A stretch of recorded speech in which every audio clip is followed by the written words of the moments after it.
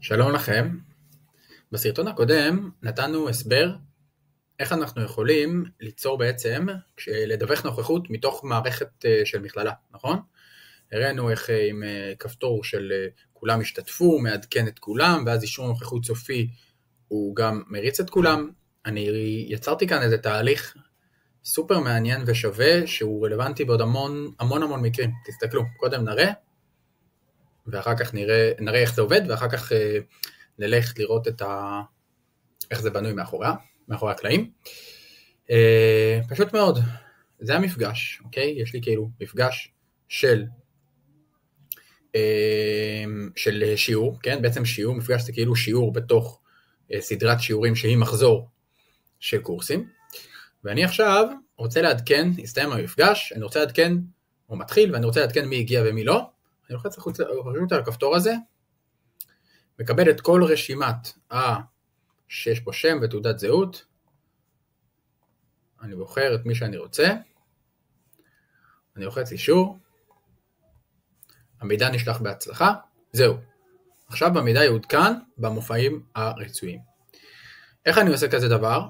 אוקיי, יכול להיות שחלק כבר מנחשים, כבר בעלי ניסיון, כבר עשו כאלה דברים. טופס HTML, די פשוט לעשות את זה. בואו ניגש קודם כל תחילה לתהליך. בואו נראה שנייה אחת בתהליך איך זה נראה.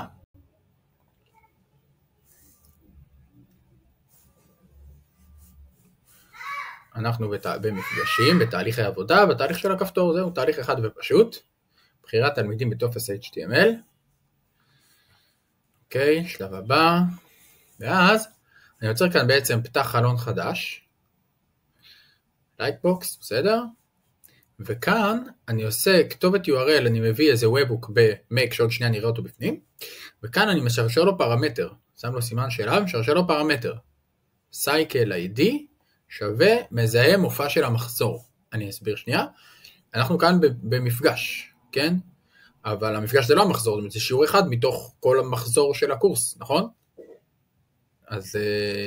אז יש לי פה, בקישור למחזור, בתוך מופע המחזור, יש לי את המטה-דאטה שלו, את המזהה שלו, ואני מביא משם בשדה מצביע, בשדות מערכת, את המזהה מופע של המחזור, ואת השדה הזה אני שולח עכשיו למייק. תכף נראה מה המשמעות של זה.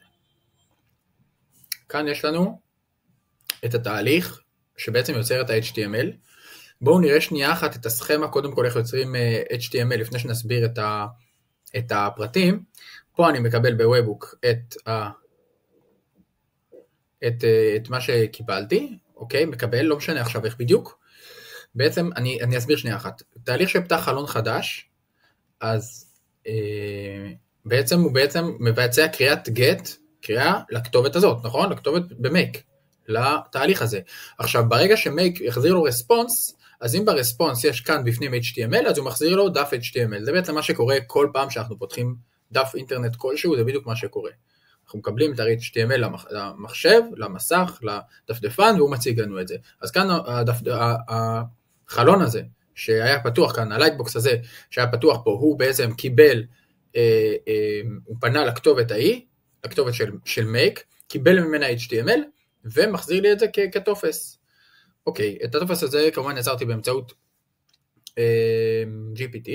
עכשיו לא ניכנס יותר מדי לפרטים, אבל העיקרון זה שיצרתי כאן טופס שהוא מאפשר גם בחירה, מאפשר בעצם המון, אני אגיד ככה, זה טופס חכם, בואו נראה אותו שנייה עוד פעם, נלך שנייה אחת, נראה אותו עוד פעם, זה הטופס, זה ה-HTML בעצם, שקיבלתי ממייק. זה טופס חכם, כי מה שאנחנו רואים כאן זה את השם ואת התעודת זהות של המשתמש, ואגב הוספתי לתעודת זהות כאן מספר, את הספרה שהיא הספרת, או שתי ספרות, או שזה מספר המחזור בעצם. כלומר, התעודת זהות זה עד לפה, עד המספר 5, ואז המספר 2, שימו לב, כולם מסתיימים ב-2, זה המספר מחזור מתוך כל המחזורים שבמערכת, זה אמצעי זיהוי כלשהו, לא משנה, אז יש לי פה בעצם, אני מקבל פה את השם ואת תעודת זהות, זה בגדול. עכשיו, מאחורי ה-HTML, לערך הזה יש גם ID, יש מזהה, שזה בעצם מזהה המופע של התלמיד הזה, ששם אני ארצה אחר כך לעדכן, או של התלמיד, או של השיבוץ שלו לשיעור, איך שלא נבחר לעשות את זה בצורה, איפה אנחנו רוצים לעדכן את המידע, ואז בעצם, כשאני אשלח פה אחר כך, ילחץ על אישור, הוא ישלח לי למייק, לסצנריו שני, את ה-ID, את המזהה של נמצא מאחורי כל אחד מאלה שנבחר. ואז ברגע שזה יקרה, אני מקבל את זה במייק, ואז אני מקבל מזהה של מופע, ואני הולך ומעדכן שם, מוסיף שם קבוצה חוזרת, יכול לעדכן שם נתונים, הכל ממש איך שאני רוצה, ואיך שמתאים, ואיך שמסתדר. עכשיו, איך בעצם התהליך הזה בנוי, ניכנס טיפה יותר להסביר, את ה-HTML אני לא הולך להסביר עכשיו כמובן, מה גם שאפשר לקבל אותו ב-GPT די בקלות, אבל אני אסביר שנייה פשוט מה קרה פה. אני כאן קיבלתי, נכון, בקריאה הזאת שלחתי את סייקל איי-די בעצם את מופע המחזור, נכון? לא מופע המפגש שממנו שלחתי, אלא את המזהה של המחזור, ואז אני אומר לאוריגמי, לך תחפש לי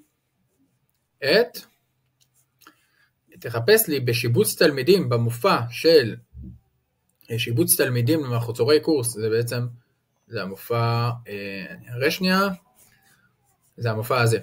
בעצם מופע שכל תלמיד, ברגע שאני רושם תלמיד מסוים לקורס מסוים, אני פותח לו מופע. זה כאילו עסקה של תלמיד. עסקה, התלמיד הזה נרשם למחזור הזה. ואחרי זה יש גם האם הוא שילם וכמה, זה הכל כאילו סטטוס, זה כל זה כאילו, זה הישות הזאת. אז אני הלכתי לישות הזאת, פה, ואמרתי לו, תביא לי תחפש לי איפה שהקישור למחזור, כן? איפה שהקישור למחזור באותו ישות, שווה לאותו מזהה המחזור שלנו. ואז, האמת, נתתי פה לימיט 10, זה לא אמור להיות, זה אמור להיות, לא יודע, שיהיה 100 מצידי. אוקיי, נשמור את זה גם.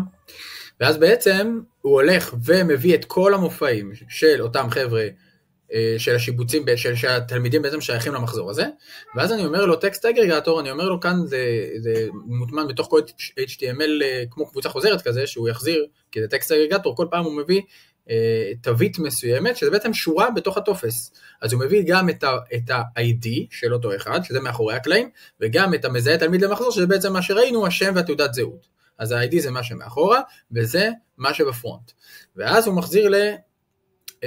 מחזיר קוד 200, הוא מחזיר בבדי את הטופס, כאן יש את ה-HTTP, את הקריאה שאותה אני שולח לסצנריו השני, אני אומר לו, כשתלחץ על אישור, אז תאשר לי את זה משם, וכאן זה המקום בתוך הטופס שנמצאים כל השורות החוזרות. אז זהו, זה פשוט מה שקורה. אני שולח לכאן את הקריאה, הוא בעצם בודק לי את כל המופעים שקשורים למחזור הזה, לשיבוץ למחזור הזה, ומביא לי את כולם עם השם, ומאחורה עומד התעודת זהות, ברגע שאני לוחץ על אישור, הוא שולח את המזהה שלו לכאן. בואו נראה רק את זה קורה כשלב אחרון. האמת היא שפה אני לא המשכתי הלאה ויצרתי איזשהו עדכון במערכת, אני נעצרתי כאן, אבל מכאן זה די פשוט, ברגע שיש לך מזהה מחזור, אתה עושה איתו מה שאתה רוצה. מזהה שיבוץ, אתה עושה איתו מה שאתה רוצה. בואו רק נראה איך זה עובד. 1, 2, אני בוחר כאן את שימון, ואת לוי כהן, אני בוחר אותו פעמיים, ואת רובן. נגיד, בחרתי, ואני לוחץ על אישור, המידע נשלח בהצלחה, אז הנה קיבלתי. Selected, הוא מביא לי את כל אותם שנרשמו לקורס. אז מכאן אני יכול להתקדם עם זה הלאה. אני אוסיף עוד רעיון קטן, אולי בעצם ניתן את זה בקורס, בהקלטה נפרדת. אם יצא לכם להשתמש בזה, אם יש לכם רעיונות או הערות או שאלות, אני אשמח אם אני אוכל לעזור לכם, אתם מוזמנים ליצור קשר. בהצלחה.